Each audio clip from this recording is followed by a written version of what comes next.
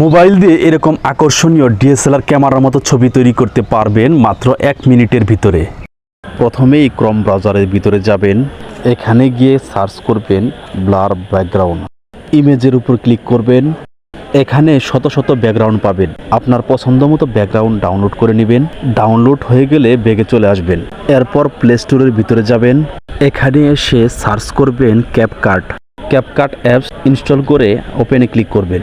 তারপর এরকম একটা ইন্টারফেস আসবে, নিউ প্রজেক্ট যে লেখাটা আছে আঙ্গুল দিয়ে ধরে নিচের দিকে টান দিবেন। রিমুভ ব্যাকগ্রাউন্ড যে লেখাটা আছে এর উপরে ক্লিক করবেন, গ্যালারি শো করবে, গ্যালারির থেকে ছবি সিলেক্ট করে দিবেন। এডিট মোর লেখার উপরে ক্লিক করবেন, ফটোর উপরে ক্লিক করবেন, ডাউনলোড করা ব্যাকগ্রাউন্ডের উপরে ক্লিক করবেন, সমস্ত ছবির উপরে দিয়ে দিবেন। লেয়ারের উপরে ক্লিক করবেন, উপরের লেয়ার নিচে দিয়ে দিবেন। ম্যাজিকের মতো পরিবর্তন হয়ে যাবে। লাইক দিয়ে সাবস্ক্রাইব করুন।